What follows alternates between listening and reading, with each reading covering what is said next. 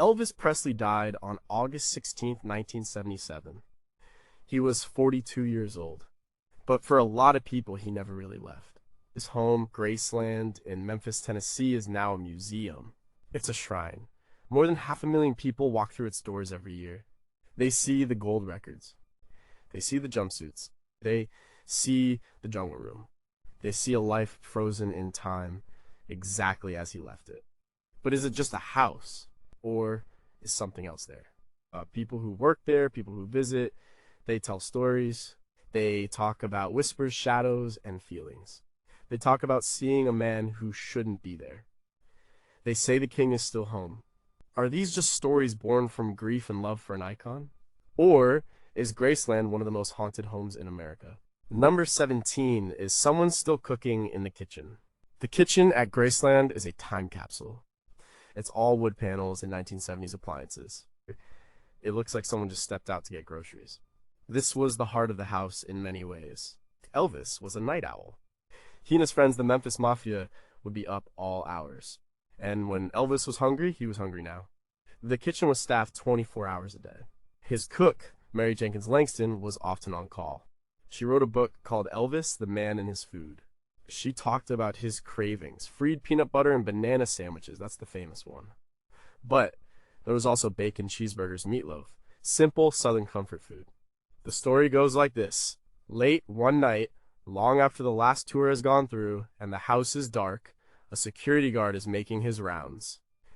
He walks past the kitchen, the doors are locked, the lights are off, everything is still. But he smells something. It's a strong smell. It's the smell of bacon frying. And something sweet, bananas. It's unmistakable. It's the smell of Elvis's favorite sandwich cooking on the griddle. The guard checks the doors. They are secure. He looks through the small window. The kitchen is empty and dark. There's no reason for that smell to be there.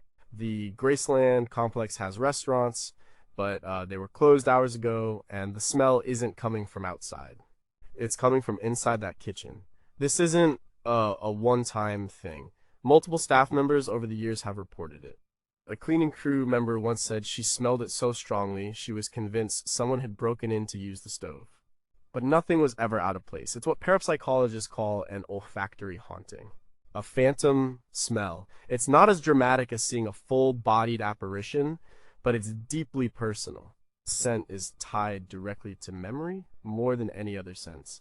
The part of your brain that processes smell, the olfactory bulb, is directly linked to the amygdala and hippocampus, regions that handle emotion and memory.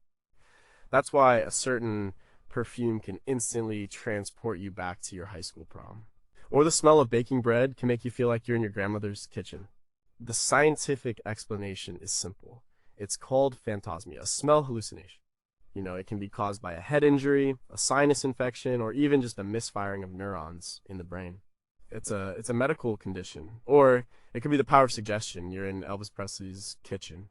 You know about his favorite sandwich. Your brain, wanting to experience something, simply fills in the blanks.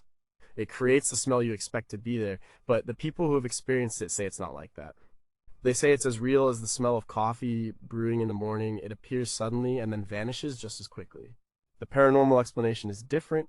It suggests that a strong emotional event or a repeated action can leave an energetic imprint on a location. This is sometimes called the stone tape theory. The idea is that the building itself acts like a recording device, storing events and replaying them under certain conditions. Elvis spent thousands of hours in that house, eating thousands of meals prepared in that kitchen. The simple, comforting act of having his favorite food made for him was a constant in his chaotic life. Maybe the energy of that routine, that simple pleasure, was so strong that it just plays back over and over. A faint, ghostly echo of a midnight snack. It's not an intelligent spirit, it's just a memory trapped in the air. But what if the smell isn't just a memory? What if it's tied to a person? Elvis loved his mother, Gladys, deeply. Her death in 1958 devastated him. Some of his favorite foods were the ones she made for him when he was a boy. Maybe the comfort he found in that food was a way of connecting with her. Is it possible that the entity in the kitchen isn't Elvis, but the loving presence of his mother, still making sure her son gets his favorite meal? It's a comforting thought, but Graceland is full of stories, and not all of them are so gentle. What if a smell isn't just a memory? If an emotion can be imprinted on a place, can a craving be imprinted too? Is there a difference between a residual haunting and a hungry ghost? And if you can smell a phantom sandwich, what else can you sense? Number 16 is that a child playing by the swings. Behind the main house at Graceland, there's a sense of peace. There are rolling lawns and old trees. Tucked away, you can find a simple swing set. It's a bit weathered now. It was installed for Elvis's only child, Lisa Marie Presley. She was born in 1968, and Graceland was her first home. For all the chaos of her father's life, this place was her playground. Photos from the time show a little girl with dark hair being pushed on those swings by her famous father. He adored her. She was the light of his life. In his will, he left Graceland to her. The story associated with the swing set is quiet and a little sad. It's not a jump scare. It's a feeling. Visitors and groundskeepers have reported hearing things in that area, especially in the late afternoon when the shadows get long and the crowds start to thin. They hear the faint sound of a child's laughter. It's distant, carried on the wind, right? They hear the gentle creak of a swing going back and forth, back and forth. But when they look, the swing set is empty. The swings are perfectly still. There are no children around. The sound is there one moment and gone the next. One account comes from a groundskeeper who was working near the back lawn in the early 1990s. He said he clearly heard a little girl giggling. He thought a family from a tour had wandered off, so he went to check. As he got closer to the swing set, the sound stopped. The area was completely deserted. He said the air felt heavy, and he had the distinct feeling he had just interrupted something. He wasn't scared, he just felt sad, like he had stumbled upon a private memory. This type of phenomenon is often categorized as a residual haunting. It's not an interactive ghost. It's not an intelligence trying to communicate. It's more like a recording, an echo of a past event. The theory is that strong emotions, joy, love, fear, sadness, can be soaked up by the environment. A moment of pure, unadulterated happiness, like a father pushing his daughter on a swing, could be powerful enough to leave a lasting impression. The sounds, the laughter, the creaking of the chains, it's all just playing back on a loop. It's a psychic photograph of a happy day. From a psychological perspective, this is a classic case of audio pareidolia. That's when the brain interprets random sounds as something familiar, like hearing a voice in the hum of an air conditioner or seeing a face in the clouds. The wind rustling through the leaves of the big trees at Graceland could easily create sounds that a person might interpret as laughter or whispering. Add to that the emotional weight of the location. You're standing where Lisa Marie played as a child. You've seen the photos. Your mind is already primed to think about her, about her childhood. It's not a stretch for your brain to connect the dots and hear what it expects to hear. But the reports are often very specific. It's not just a vague noise, it's the sound of a small child. And it's always in the same area. Lisa Marie spent the first 9 years of her life at Graceland before her father's death. Those were formative years. After he died, her life was never the same. She was thrust into a global spotlight. Perhaps that period at Graceland represents a time of innocence that was lost. If a spirit can be tied to a place, maybe a piece of that childhood innocence is still there, forever playing on the back lawn. Think about the life of Lisa Marie. She inherited this massive legacy. She lived in the shadow of her father her whole life. She passed away in January 2023 and is now buried in the meditation garden at Graceland alongside her father and her son. The story of the laughter on the swing set has now taken on a new layer of meaning. Is it the echo of a happy little girl from the 1970s, or is it something more recent? A spirit returning to the only place that truly felt like home, to a time before the world became so complicated. The laughter is no longer just a happy memory. It's a heartbreaking echo of what was and what could have been. If a moment can be recorded, what are the triggers that play it back? Is it the time of day, the weather, or the emotions of the people who are there? If it is Lisa Marie's spirit, is she reliving a happy memory, or is she trapped in it? And what does it mean when the laughter stops as soon as you get close? Number 15, why does the rocking chair still move? Upstairs at Graceland is off limits to the public. It was Elvis's private sanctuary. It's been preserved exactly as he left it on the day he died. The bedroom, the bathroom, his office. It's a place of intense privacy and intense sadness. Within this sealed-off area is a room that belonged to his mother, Gladys Presley. After she died in 1958, Elvis was heartbroken. He ordered that her room be kept just as she had left it. He could never bring himself to change it. For the nearly 20 years he lived in the house after her death, her room remained a shrine to her memory. The room is said to contain some of her favorite things, and in that room there is a rocking chair. It was hers. Staff members who have had the rare privilege of going upstairs to clean or do preservation work have told a strange story about this chair. They will enter the room. It's perfectly still. The air is thick, quiet. They will clean the room, and when they leave, they make sure everything is back in its proper place. But sometimes, when they return later, the rocking chair has moved. It's not a big movement. It's just slightly turned. Or, more unsettling, it's rocking. A slow, gentle, rhythmic rock. As if someone just got up out of it. There are no open windows upstairs to create a drag. The climate control is carefully managed. The floors are solid. There is no logical reason for a heavy, solid wood rocking chair to start moving on its own. One of the most well-known stories comes from a maid who worked at Graceland in the years after it opened to the public.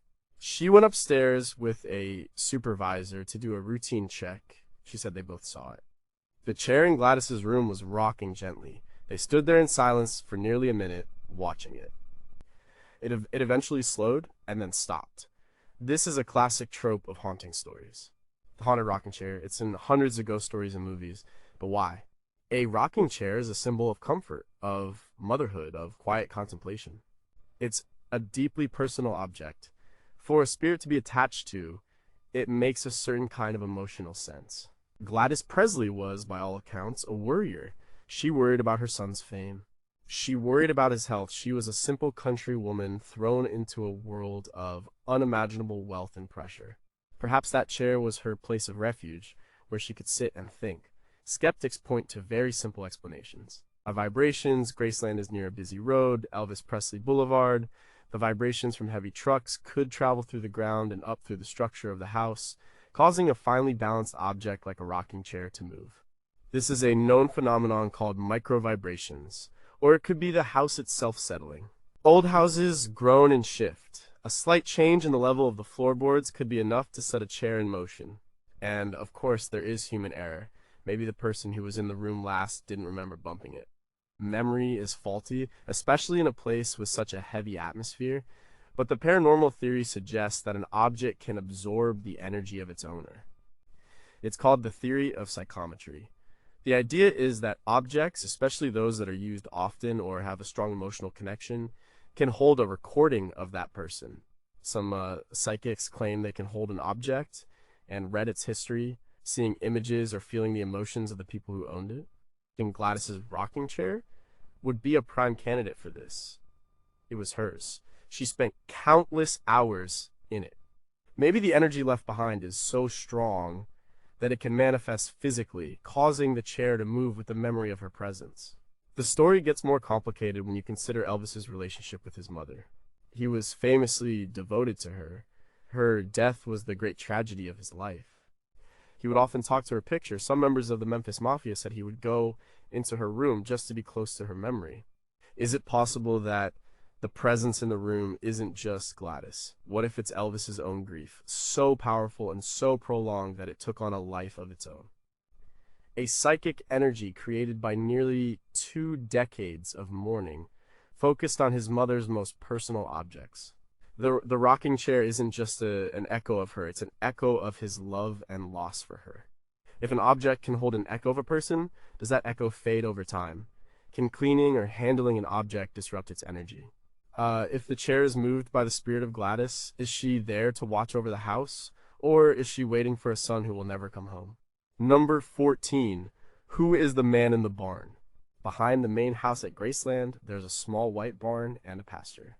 This is where Elvis kept his horses. He loved horses. Riding was one of the few ways he could escape the pressures of being Elvis Presley. Or he'd buy horses for his friends and family. They would go on long rides around the property, often late at night. It was a piece of normal country life in the middle of his surreal celebrity existence. The main horse he rode was a golden palomino named Rising Sun. There are famous photos of him riding Rising Sun on the Graceland grounds. It was a real passion for him. The barn is still there, and it has a story. This one is more visually jarring than a smell or a sound. It involves a shadowy figure. Over the years, both staff and visitors have claimed to see something in or around that barn. It's usually seen out of the corner of the eye, a tall, dark shape, a man's silhouette. When they turn to look directly at it, it's gone. It's a fleeting glimpse, but it leaves a lasting impression. One of the most compelling accounts came from a tour guide in the late 1980s. He was walking the grounds after hours, making sure everything was secure. He looked toward the barn and saw a man standing just inside the open doorway. The man was just a dark shape against the dim light inside. The guide called out, thinking it was a trespasser. The figure didn't respond. It just stood there. The guide started walking toward the barn, calling out again. The figure then seemed to step back into the deeper shadows of the barn and just vanish. The guide searched the entire barn. It was empty. There was nowhere for anyone to go. This type of entity is often called a shadow person. It's a common feature in paranormal reports around the world. Unlike a classic detailed apparition, a shadow person is just a dark humanoid shape. They often seem to be aware of the people who see them. They watch from doorways or stand in the corner of a room. There are many theories about what they are. Some paranormal researchers believe they are ghosts that don't have enough energy to fully manifest. Others think they might be something else entirely, not human spirits, but some other kind of entity. Some even propose they could be interdimensional beings, briefly visible in our reality. The skeptical take is that these are simply tricks of light and shadow, combined with a phenomenon known as pareidolia agii, the brain's tendency to see patterns, like human shapes, in random data. A jumble of equipment in a dark barn, a coat hanging on a post, a tree branch swaying outside, the brain can easily interpret these things as a human figure, especially in low light. The corner of your eye has more light-sensitive cells rods, but fewer color and detail-sensitive cells cones. This makes your peripheral vision excellent at detecting motion, but terrible at identifying details. So you see a dark shape move, and your brain instinctively labels it person. When you turn to look with the central part of your eye, the detail comes into focus, and you realize it was just a shadow. But let's assume for a moment it's not a trick of the eye. Who could this shadowy figure be? The obvious candidate is Elvis himself. He spent so much time at that barn. It was his escape. Maybe it's his spirit returning to a place of peace. A tall man in the shadows, that fits his description. But there's another possibility. In the early days at Graceland, before Elvis became a global superstar, the property was much more of a family and friends affair. Vernon, his father, was always around. Members of the Memphis Mafia came and went. Maybe the figure isn't Elvis, but one of them. A friend, a relative, forever tied to the property. There's also a darker story connected to Graceland. Before Elvis bought it, the property was part of a large farm owned by the Toof family. It was called the Graceland Farm, named after a female relative, Grace Toof. The land has a history that goes back long before Elvis. Could the spirit be someone from that time? A farmhand who worked the land. The history of a place doesn't start when a famous person buys it. The land itself has memories. The man in the barn could be a ghost from a much older story, completely unrelated to Elvis Presley. If it is a shadow person, why does it appear as a shadow and not a full figure? Is it a matter of energy, or is it a deliberate choice? What does it want, standing there in the doorway, just watching? And if it's not Elvis, who is it, and why is it still tied to that barn? Is number 13. Who keeps playing the jukebox? In the basement of Graceland, there is the TV room. It's famous for its 3 television sets, a habit Elvis picked up after learning that President Lyndon B. Johnson watched all 3 major news networks at once. But next to the TV room is another equally iconic space, the pool room. The walls and ceiling are covered in over 400 yards of pleated paisley-style fabric. It's a dizzying, psychedelic room that screams 1970s. And in the corner of that room for many years sat a 1960 Wurlitzer 2400 jukebox.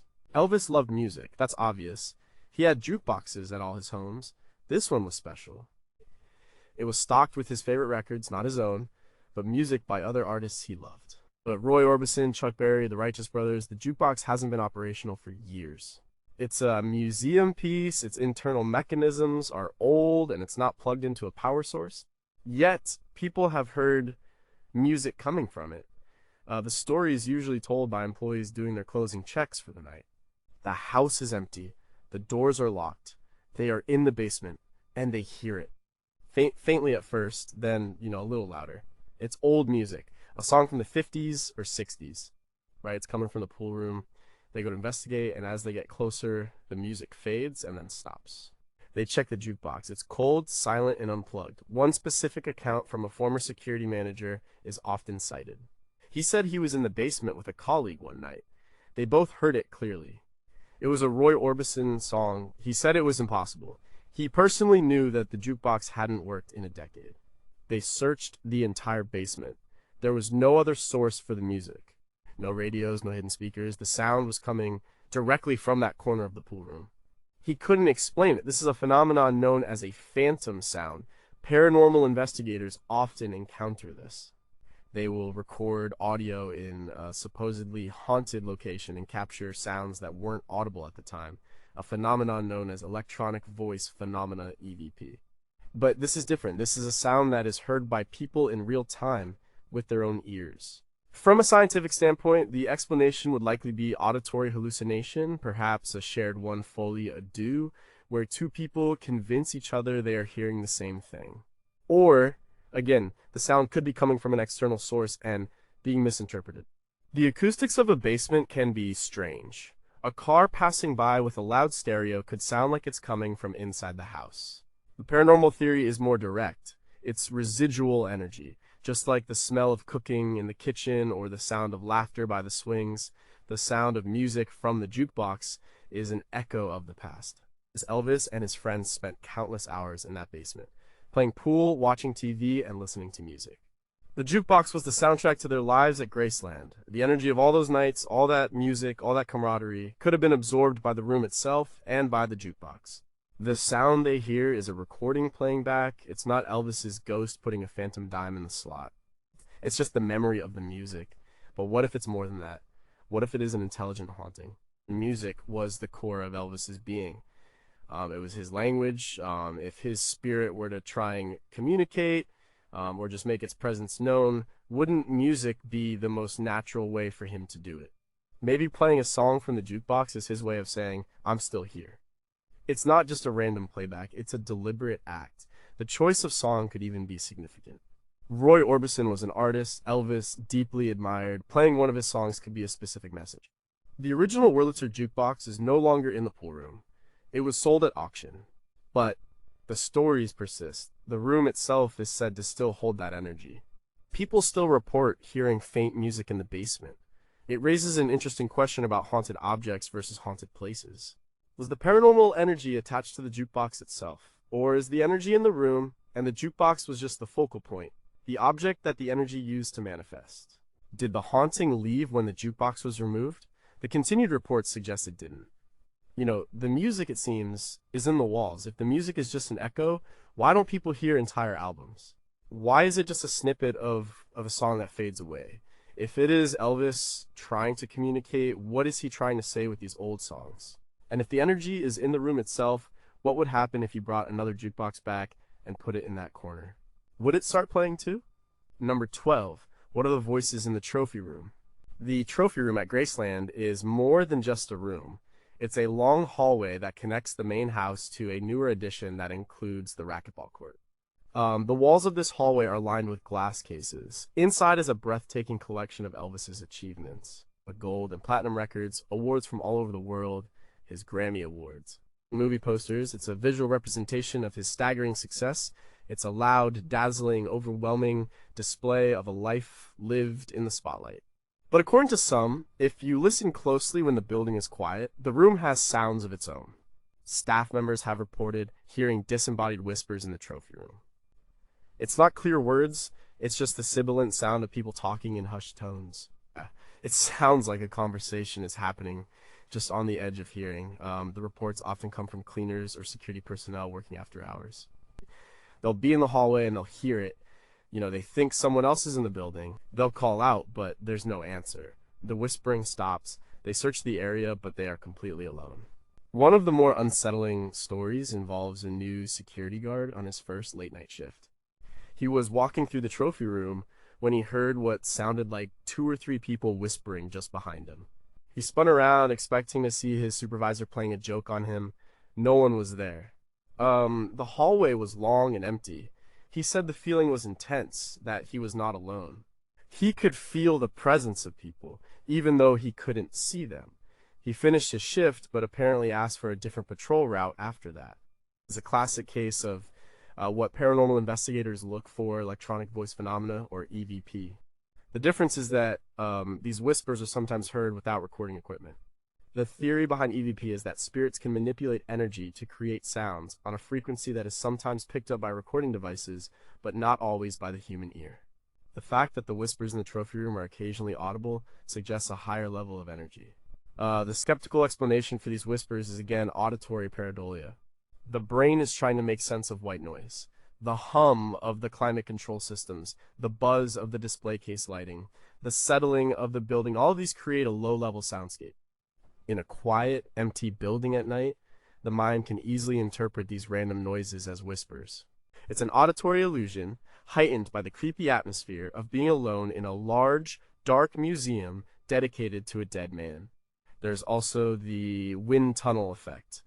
Long hallways can do strange things with air currents, creating drafts that can sound like voices. But if we entertain the paranormal explanation, who is whispering? The trophy room is a monument to Elvis's career. It represents his public life. The whispers could be the residual energy of the millions of fans who have walked through that hall, their hushed, awestruck comments lingering in the air. It's a psychic echo of adoration. Or it could be something more personal. The whispers could be the echoes of Elvis himself, walking through the hall with his father, Vernon, or his manager, Colonel Tom Parker, discussing his career, his achievements, his worries. The room represents the pinnacle of his success, but also the immense pressure he was under. Maybe the whispers are the ghostly remnants of those high-stakes conversations. There's a theory in paranormal circles about intelligent versus residual hauntings. A residual haunting is a simple playback, like a tape recording. An intelligent haunting involves a conscious spirit that can interact with the living. The fact that the whispers often stop when someone calls out or approaches suggests a level of awareness. It's not just a recording. The entities, whoever they are, know they've been heard. This makes the phenomenon much more unsettling. They aren't just an echo, they are present. They are watching. What are they whispering about? Are they talking about the past, or are they commenting on the people who walk through the hall today? If you could amplify the whispers and understand the words, what secrets of Elvis's life and career would be revealed? And why that room? Is it a place of pride for the spirits, or a place of regret? Number 11 is Vernon Presley still minding the books. Just off the main house at Graceland is a small, unassuming office. It's a simple, wood-paneled room. This was the office of Elvis's father, Vernon Presley. Vernon managed Elvis's personal finances for his entire life. While Colonel Tom Parker managed the career, Vernon managed the home front. He paid the bills, he handled the payroll for the staff, he oversaw the day-to-day running of the Graceland Empire. From this small office, he watched over his son's fortune. Vernon outlived his son by almost 2 years, passing away in 1979. He is buried alongside Elvis and Gladys in the meditation garden.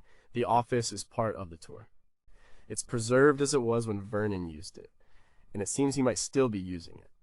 The paranormal claims associated with this room are subtle. It's not a visual apparition. It's a feeling and a sound. Employees who have to go into the office after hours to check on things have reported a strange sensation. They feel like they are being watched. The feeling is described as intense and specific, focused right on the back of their neck.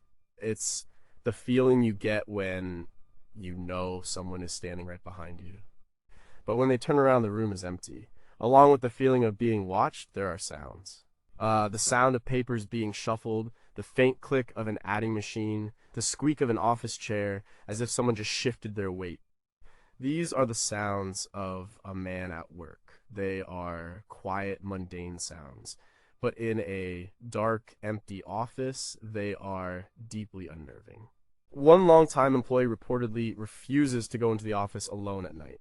He said he once heard a distinct, gruff cough come from the corner where Vernon's desk sits. He was the only person in that wing of the building. The scientific explanation would be that the feeling of being watched is a primal survival instinct. Our brains are hardwired to detect potential threats. In a dark, unfamiliar setting, this instinct can go into overdrive. It's called the agent detection mechanism. Our brain assumes any unexplained stimulus A, a creak, a shadow A, is a living agent, a person or an animal. It's better to be jumpy and wrong than to be complacent and attacked. The sounds can be attributed to the building settling, or small animals like mice or the wind. Old buildings make noises, but the paranormal theory points to Vernon Presley's personality. He was a serious, hard-working man. He was the protector of the family's finances. He was known to be careful, even frugal. His entire life revolved around managing the money that Elvis earned. It was his identity, his purpose. It's plausible that this powerful sense of responsibility would tie his spirit to the place where he performed that duty. He's still at his desk, still watching the book, still making sure his son's legacy. This would be a classic purpose-driven haunting. The spirit remains because it feels its job is not done.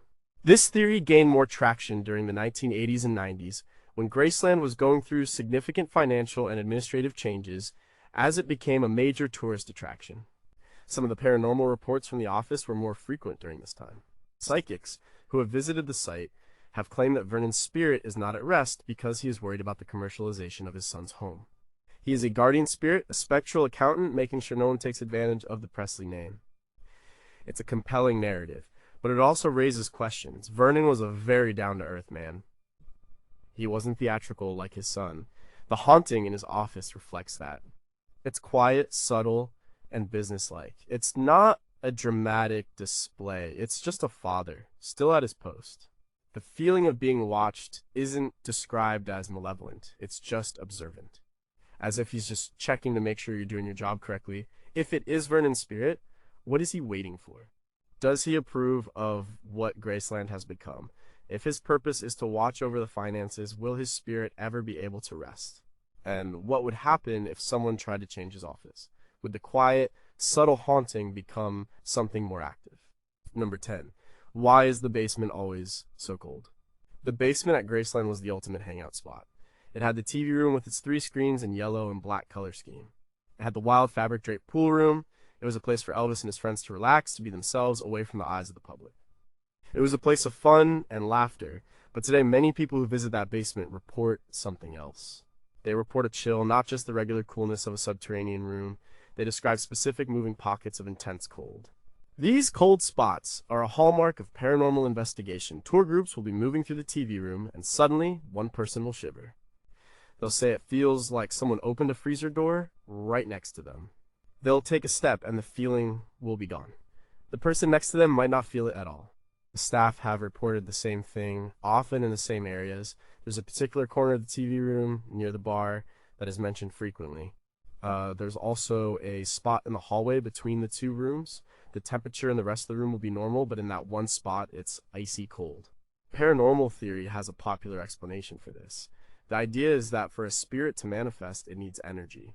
This energy can be drawn from various sources, batteries and cameras, the electrical wiring of the house, or even the bioenergy of the people nearby. The theory posits that a spirit can also draw thermal energy directly from the surrounding atmosphere. This rapid draining of heat from the air creates a localized temporary drop in temperature. So, a cold spot isn't just a sign of a ghost, it's the physical byproduct of a ghost trying to make its presence known. It's a thermodynamic footprint. Of course, there are plenty of logical, scientific explanations.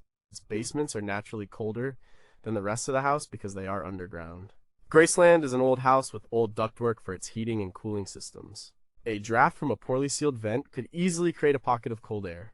The movement of large groups of people can also create air currents. As a tour group moves through a room, they displace air, which could feel like a cold breeze to a stationary person. It's basic physics and has nothing to do with ghosts, but the reports are often too specific and too localized to be explained away by a simple draft. People describe it as a heavy cold, a cold that seems to pass right through you.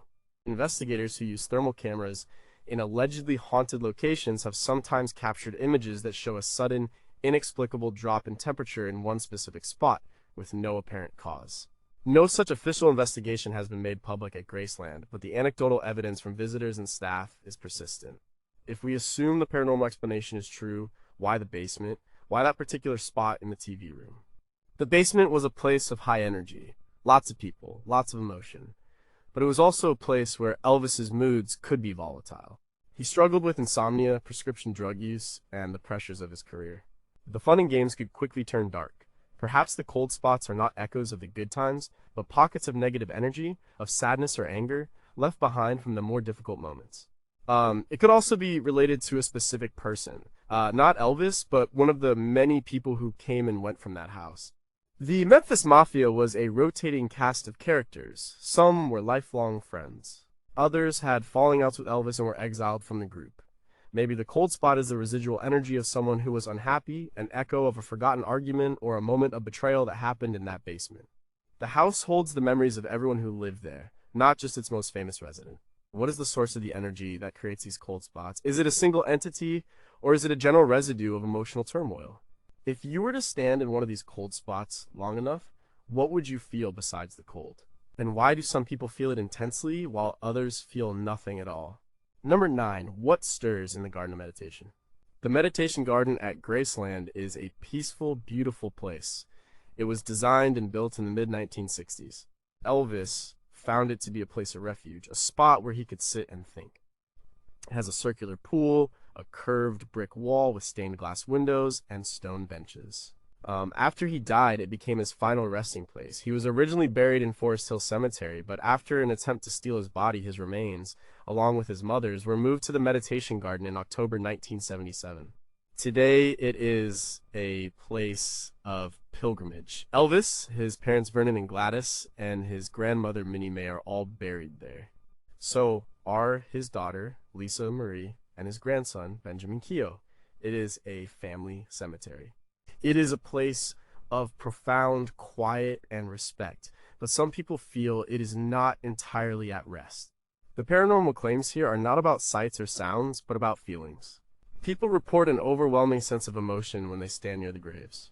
For some, it's a feeling of peace and love. They feel a comforting presence, as if the family is there, appreciative of the visitor's respect. But for others, the feeling is different. They report a deep, profound sadness, a sorrow that is so heavy it feels like a physical weight on their chest. And then there is the other feeling, the feeling of being watched. It's different from the feeling in Vernon's office. It's not an observant, judgmental presence. It's described as a protective presence, as if a guardian is watching over the graves, making sure that everyone who enters is respectful.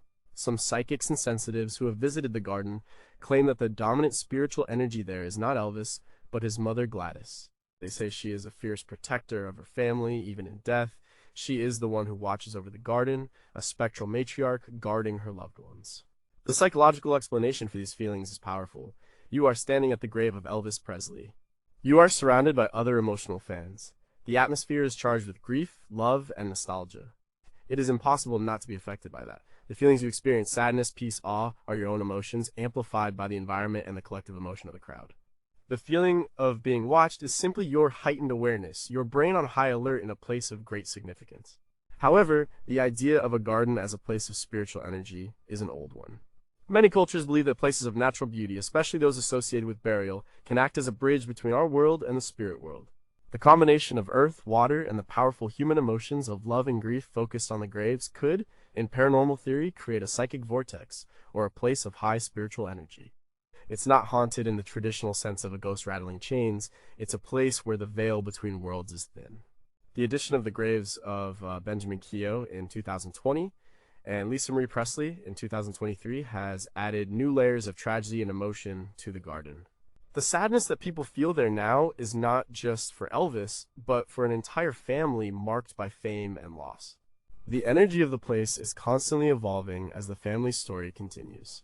The protective presence people feel could be more than just Gladys now. It could be the collective energy of the entire Presley family bound together in this one small plot of land. The feelings in the garden seem to depend heavily on the person experiencing them. Why do some feel peace while others feel a crushing sadness? Is it a reflection of their own emotions, or are they tapping into different spiritual energies present in the garden? If it is Gladys watching over her family, is she at peace, or is she in a state of perpetual mourning for the tragedies that have befallen her children and grandchildren? What secrets does this quiet garden hold? Or number 8. Why do the security cameras glitch? Graceland is a modern museum. It has a state-of-the-art security system. There are cameras everywhere monitoring the grounds, the exterior of the house, and the public areas inside. They run 24 hours a day, 7 days a week. They are watched by a team of security professionals. These systems are generally reliable, but sometimes they are not. And some of the most compelling evidence for paranormal activity at Graceland comes from these very cameras. The stories from the security office are legendary among Graceland employees. They talk about cameras that inexplicably glitch out, but only in certain areas. One of the most common locations is the top of the main staircase. The public is not allowed upstairs, so the area is monitored closely. Guards have reported watching the live feed and seeing the image from the upstairs camera suddenly fill with static or go completely black. A few moments later, it will clear up and be perfectly fine. When technicians check the camera, they can find no fault with it. The wiring is fine, the camera is functional, it just stops working for a few seconds for no reason. There are also reports of orbs being captured on camera. These are small circular anomalies of light that float or dart across the screen. They are often translucent. Paranormal investigators love to capture orbs on camera and often present them as evidence of spirit energy. They believe these balls of light are the first manifestation of a spirit, a kind of raw, disembodied consciousness. Orbs have reportedly been seen on Graceland security footage in various parts of the house, including the jungle room, the basement, and near the front door. Skeptics have very clear explanations for all of this. Camera glitches can be caused by any number of things: a momentary power surge, wireless interference from a cell phone or a passing vehicle's radio, or just a temporary bug in the software.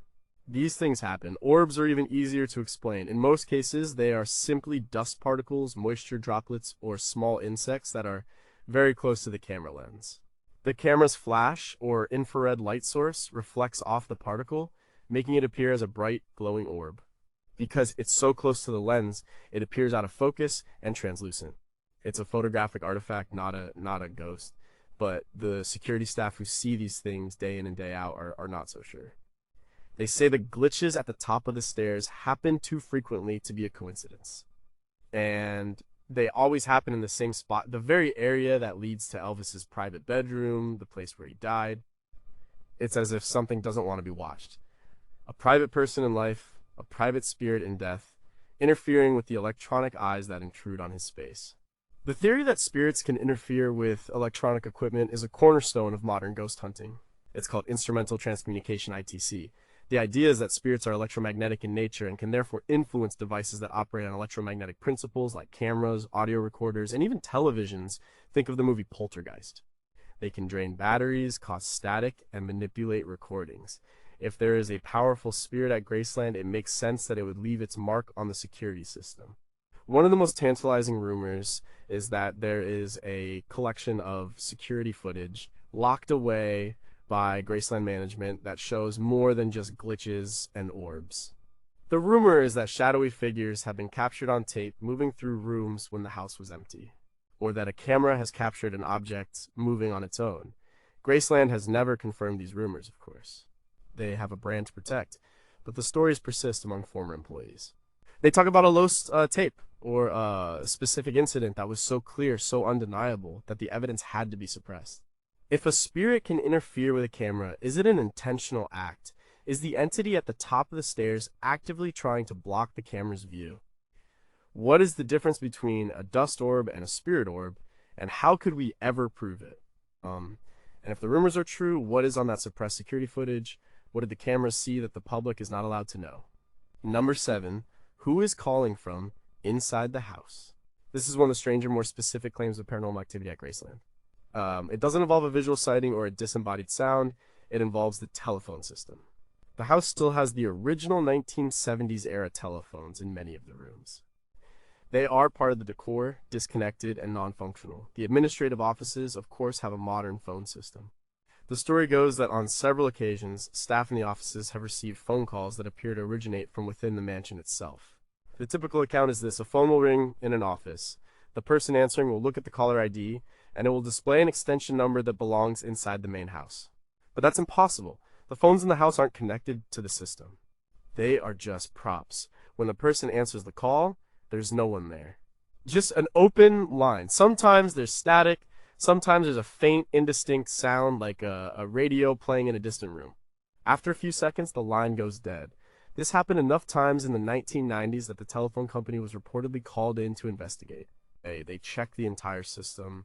They couldn't find any crossed wires or, technical glitches that would explain the phantom calls. The calls seemed to be coming from a line that didn't exist. There was no rational explanation for it. This phenomenon is known as a phantom phone call.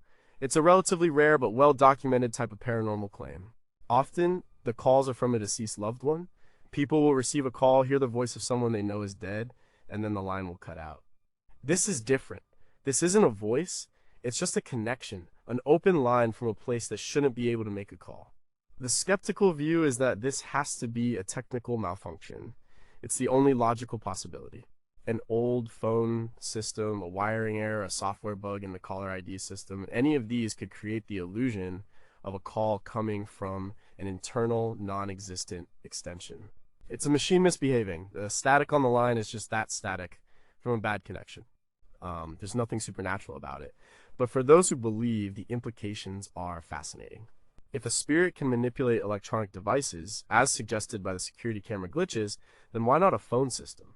The telephone is an instrument of communication. What if a spirit is trying to reach out to make contact, but it doesn't have enough energy or ability to speak? All it can do is make the connection, open the line. It's a ghostly attempt to say, "I'm here." And who would be making the call? Elvis was famous for his late-night phone calls. He would call friends, girlfriends, DJs, all hours of the night. It was his primary way of connecting with the outside world when he was isolated inside Graceland. Maybe it's a habit he hasn't been able to break, a residual muscle memory action of a spirit reaching for the phone. Or maybe it's an attempt at intelligent communication, a spirit trying to master the technology of the living to send a message. The fact that the calls come from inside the house is what makes this so creepy. It's not a call from the outside world, it's a call from the past, a call from a room where someone is theoretically no longer living. The silence on the other end of the line is more frightening than a voice would be. It's a void, an open connection to what? If it is a technical glitch, why can't it be found and fixed? If it is a spirit, what is it trying to achieve by opening a silent line? Is it a cry for help, a simple greeting, or something else entirely? And if you stayed on the line long enough, would you eventually hear something more than just static? Number 6. What is that face in the upstairs window? The upstairs of Graceland is a place of mystery. Because it's off limits, it holds a powerful fascination. It's the place where Elvis lived his private life and the place where he died. It is the heart of the Graceland mystery, and it is the location of one of the most frequent and compelling paranormal sightings, a face in the window. The window in question is usually identified as the one belonging to Elvis's bedroom, on the right side of the house as you face it. The story is almost always the same. A visitor is outside on the lawn, taking a picture of the front of the house. They don't see anything unusual at the time, but later, when they get home and look at their photos, they see it. A shape in the upstairs window. Sometimes it's just a blur, but sometimes it's more distinct. It looks like a person standing back from the window, looking out, and sometimes people say the face looks like Elvis. There are hundreds of these photos on the internet. Some are clearly fakes. Some are just reflections of clouds or trees in the glass, a classic case of pareidolia. The brain is programmed to find faces, and it will create one out of random patterns. A trick of the light, a smudge on the glass, a reflection, all of these can be mistaken for a face. But some of the photos are harder to dismiss. They show a clear, defined shape of a man's head and shoulders. Skeptics argue it could be a mannequin or a cardboard cutout placed there by Graceland staff, perhaps to fuel the legends. But Graceland officials have repeatedly and vehemently denied this. They insist that the upstairs is kept as a private memorial and nothing is ever placed in the windows. It could also be a member of the curatorial or cleaning staff who are allowed upstairs. But the sightings happen at all times of day, even when the house is known to be empty. One of the most famous photos was taken by a tourist in the 1980s. It appears to show a dark-haired man in a white shirt looking out from the side of the window. The shape is eerily similar to photos of Elvis in his later years. This photo has been analyzed by experts. Some say it's just a play of light and shadow on the curtains. Others say it's unexplainable. If it is a ghost, the obvious candidate is Elvis. It's his room, his sanctuary. It makes perfect sense that his spirit would be there looking out over the grounds of his beloved home. Perhaps he is watching the fans who come to pay their respects. It's a lonely, poignant image of the king, still a prisoner in his own home, able to watch the world but not participate in it. But there are other possibilities. After Elvis died, his aunt, Delta Mae Biggs, continued to live at Graceland until her death in 1993. She was the last Presley relative to live in the house. Could the figure in the window be her? She was known to be very private and would often watch the tour groups from the upstairs windows. Maybe her spirit is just continuing her old habit. This type of sighting, an apparition at a window, is a classic element of haunting lore. It suggests a spirit that is trapped, looking out at a world it can no longer be a part of. The window is a barrier, a symbol of the separation between the living and the dead. The spirit is a passive observer, not interacting, just watching. It's a sad, lonely kind of haunting. Why are the sightings almost always in photographs and not seen with the naked eye? Does the camera's lens capture a spectrum of light that our eyes can't see? Is the spirit's energy so faint that it only registers on film or a digital sensor? Or is it simply that we have time to study a photograph and let our imaginations fill in the blanks? What is really up there in that forbidden part of the house, looking down on the crowds? Number 5 is someone still playing racquetball. In 1975, Elvis had a 2-story structure built at the back of the Graceland property. It was a racquetball court, but it was much more than that. It was a clubhouse, a man cave. It had a lounge area with a piano and a wet bar. It was a place for him to unwind with his friends, to get some exercise, and to play music. On the day he died, August 16, 1977, he had been at the racquetball building. He played a few games with his cousin Billy Smith, relaxed in the lounge, and sat at the piano. He sang a few songs, including Blue Eyes Crying in the Rain. It was the last time he would ever sing. He left the building around 7 a.m. to go back to the main house. He was found dead a few hours later. The racquetball building is now part of the Graceland tour. It's preserved just as it was. The piano he played that last night is still there, and the building has a reputation for being one of the most active paranormal spots on the property. The primary claim is sound. Staff and late-night visitors on private tours have reported hearing the unmistakable sounds of a racquetball game in progress. The thwack of the ball hitting the wall, the squeak of sneakers on the wooden floor. But when they look inside the court, it's empty, dark, and still. This is a classic residual haunting, an echo of an event replaying itself. Elvis and his friends played countless games in that court. It was a place of high energy, of physical exertion, of competition, and laughter. The theory is that the building structure, the walls, the floor has absorbed that energy. The sounds of the game are a recording, playing back at random, but some of the reports suggest something more. One story from a former employee tells of being in the lounge area at night and not just hearing the game, but feeling the vibrations through the floor. He said it felt like 2 people were really in there running and jumping. The experience was so real that he was convinced someone had broken in. But an immediate search revealed the court was empty and the entire building was secure. The skeptic's explanation would point to the acoustics of a large, empty, hard-surfaced room like a racquetball court. Sounds can echo and be distorted in strange ways. A noise from outside, a truck backfiring, a tree branch hitting the roof could be bounced around the court and end up sounding like a ball being hit. The building's HVAC system kicking on could create vibrations that feel like footsteps. But the paranormal narrative is tied to the intense emotions of Elvis's last hours. That building was the scene of his last moments of normalcy, of fun, of music. He was reportedly in good spirits that night. He was excited about starting a new tour. The energy in that building was one of positive, forward-looking anticipation. And then hours later, it all came to an end. This massive emotional shift from happiness and hope to sudden death and grief, could have charged the location with an incredible amount of psychic energy. The sounds of the game could be a residual echo of happier times. But what about the other sounds reported in the building? People have also claimed to hear faint piano music coming from the lounge, the same songs he played on his last night. Is it just a recording, or is it the spirit of Elvis forever replaying his last concert, a private performance for an audience of ghosts? The building isn't just a place he visited, it's the place where the music stopped. The activity there could be the spiritual energy of that abrupt, tragic ending. If it's a residual haunting, why is it so specific? Why the sounds of a game and not just random noise? Does the energy of a place distinguish between different types of events? And if it is an intelligent spirit of Elvis replaying his last hours, is he aware that it is his last hours? Is it a comforting memory, or is he trapped in a loop, forever, living out the night before he died? Number 4. Who is the woman weeping in the garden? The meditation garden is the final resting place for the Presley family. It is usually a place of quiet contemplation. But some visitors have reported a sound that shatters the peace. It is the sound of a woman crying. Not just quiet sniffling, but deep, heartbreaking sobs. The sound seems to come from near the graves, but when people look, there is no one there. The other visitors in the garden don't seem to hear it. It's a personal, isolated experience. One of the most detailed accounts came from a fan visiting on the anniversary of Elvis's death.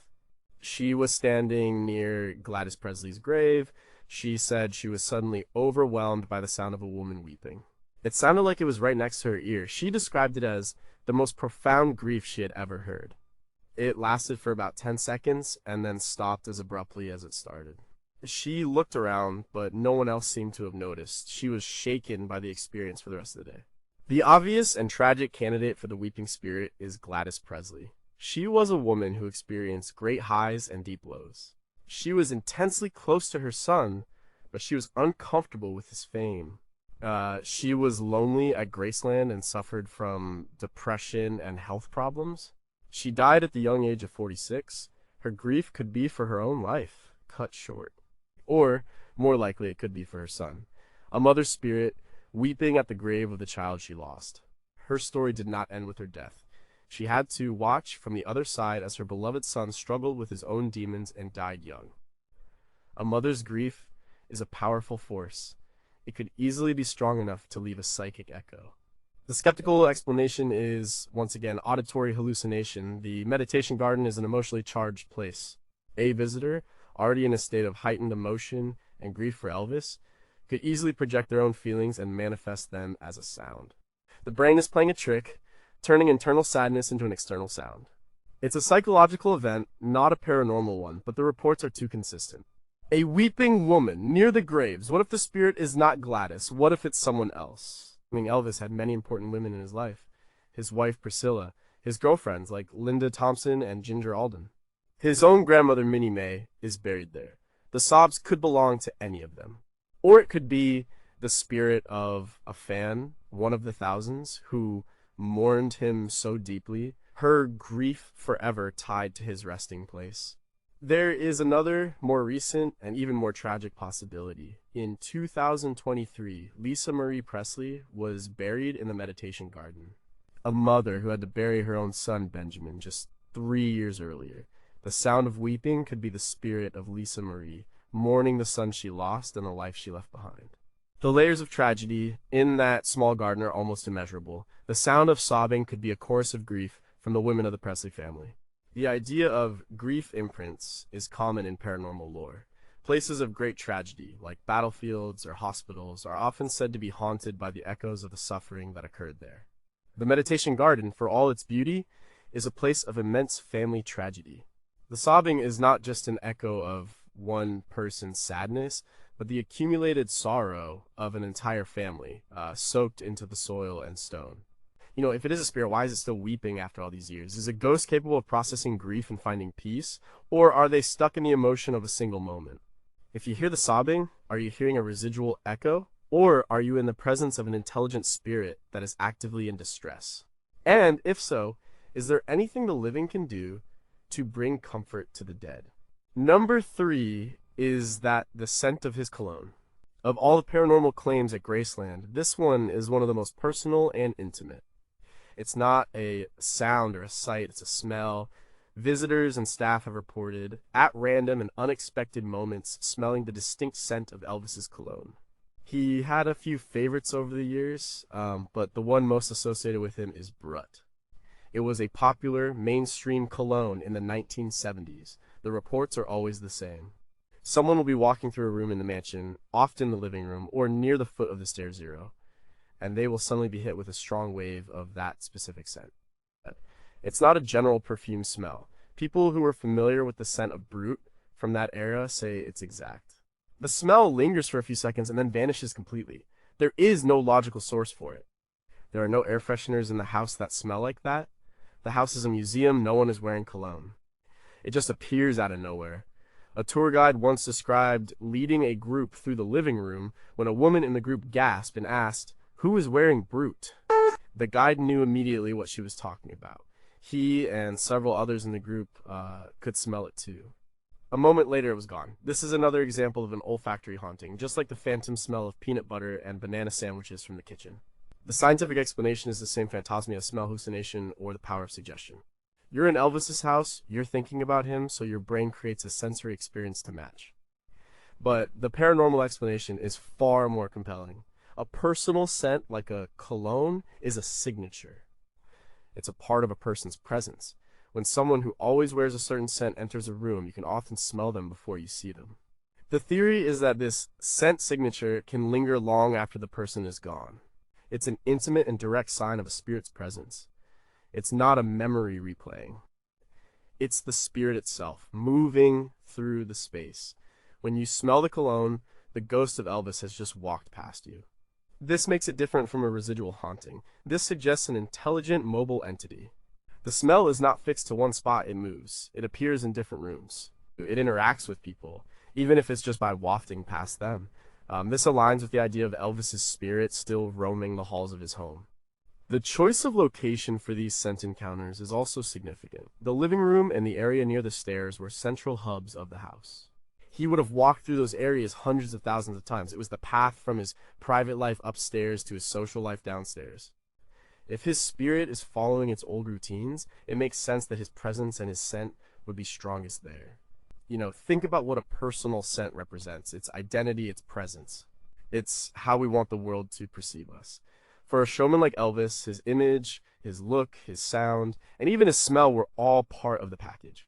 The fact that the scent is what lingers is powerfully symbolic. It's the essence of his personality, stripped of the sound and the visuals.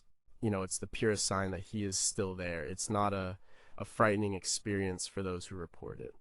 It's comforting, it's a gentle reminder, a ghostly hello. Why that specific scent? Does a spirit choose which part of its former self to manifest? If a ghost can project a scent, what else can it project? Can it project a feeling of happiness or sadness? And if you smell the cologne, how close are you at that exact moment to the king of rock and roll? Number 2, what is he saying in the jungle room? To the jungle room. Its official name is the Den, but no one calls it that. In 1974, Elvis decided to redecorate it. He was inspired by a favorite chair he owned. The result is one of the most famous rooms in America.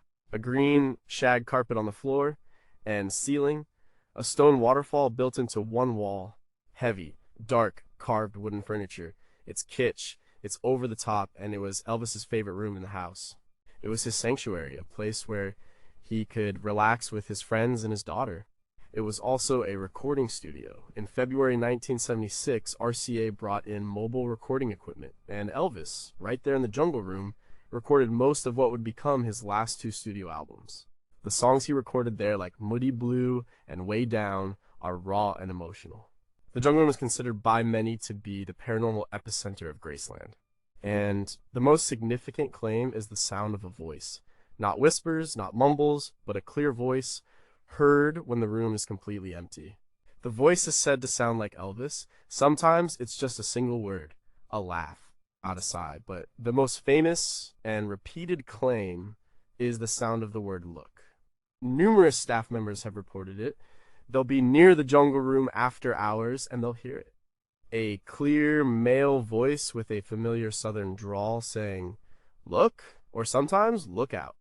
There is never anyone there. Paranormal investigation teams who have unofficially investigated Graceland have supposedly captured EVP's electronic voice phenomena in this room. They will ask questions into the empty room, and when they play back the recording, they find faint voices answering them. The class of EVP they claim to get here is high direct, relevant responses to questions. The skeptical position is that these are misinterpretations of random noise. The waterfall feature, though no longer running, and the room's strange acoustics with its shag carpet ceiling could create odd sounds. A short, sharp noise from outside could echo in the room and sound like a word. It's auditory pareidolia again. The human brain is desperate to find meaning and will turn a random sound into a word it knows. But the paranormal theory is that this is an intelligent spirit actively trying to communicate. Why the jungle room? Because it was his favorite room. It was a place of comfort, family, and creativity. It was one of the last places he was able to do what he loved seeing. The emotional and creative energy poured into that room during the 1976 recording sessions would have been immense. He was, in a way, bearing his soul on those recordings. You know, that level of emotional output could easily have created a powerful spiritual anchor. And what about the word look? What could it mean? Is it a command? Look at this. Look at me. An artist, a performer, even in death, wanting an audience. Or is it a warning? Look out. A spirit sensing something and trying to warn the living. Or perhaps it's more literal. Maybe the spirit is trying to draw attention to something specific in the room, something that has been overlooked. This claim is powerful because it suggests more than just a presence. It suggests consciousness.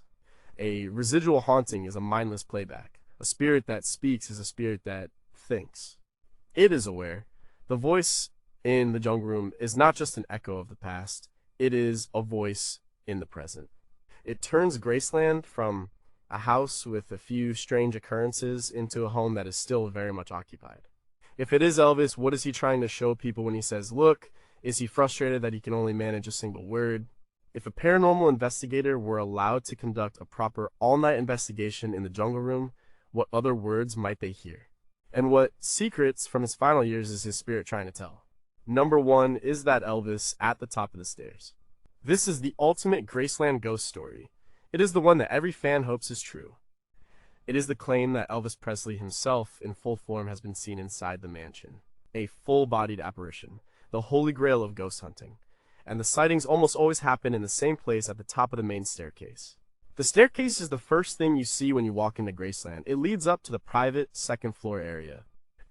It is a symbolic barrier between Elvis's public life downstairs and his private life upstairs. And it is from the top of the staircase that he has reportedly been seen, looking down. The figure is described as being solid, not translucent. It looks like a real person. He is usually seen wearing one of his famous 1970s jumpsuits, often the white ones. He stands there for a moment, looking down at the foyer, and then turns and walks away, disappearing toward the bedroom area. These sightings are rare and are almost always reported by staff or by people who've had private, after-hours access to the mansion. One of the most famous accounts comes from a longtime employee who was a personal friend of the family. He claimed that he and another staff member were in the foyer late one night, years after Elvis's death. They both saw him, clear as day, at the top of the stairs. He looked solid, real. He looked at them, nodded, and then turned and was gone. The witness said he wasn't scared. He felt a sense of peace. It was just Elvis checking on his house. Priscilla Presley herself has spoken about the spiritual feeling in the house. In a 2005 interview with an Australian publication, she was quoted as saying, "His spirit is there. Oh yeah." While she didn't detail seeing an apparition, she confirmed that she and others feel his presence strongly, especially upstairs. She said there's a peacefulness, a sacredness to it. Skeptics, of course, have no room for a full-bodied apparition. This has to be a case of mistaken identity, a trick of the light, or an outright fabrication. The human mind, especially one that is grieving or is emotionally invested in a person, can play powerful tricks. Seeing the ghost of Elvis could be a profound form of wish fulfillment. People want him to still be there so badly that they project his image onto a shadow or a reflection. But if we take the eyewitness accounts at face value, the implications are staggering. A full-bodied apparition is thought to require a tremendous amount of spiritual energy. It means the spirit is not just a faint echo, but a powerful, focused consciousness able to manipulate energy to make itself appear physically solid and real to the living. It is the most direct and undeniable form of haunting. Why the top of the stairs? It was his domain. From that vantage point, he could survey his kingdom, the downstairs area where guests were entertained. It was the boundary. His appearances there are like a king on his castle ramparts watching over his home. He is not a frightening specter. He is a landlord, a master of the house, still in residence. The sightings are not threatening. They are described as calm, even comforting. It's Elvis letting people know he's still around. This final, ultimate sighting ties all the other phenomena together. The cold spots, the glitches, the smells, the sounds, they are all lesser manifestations of this one powerful spiritual presence. The spirit of Elvis Presley, the stories say he never wanted to leave Graceland. He felt safe there. It was his home. According to these accounts, he never did leave. The tours, the fans, the ropes that keep people out of the rooms, they're all just temporary distractions. At night, when the crowds are gone and the house is quiet, the king reclaims his throne. If he can appear so clearly, why doesn't he do it more often? What conditions have to be right for him to manifest so fully?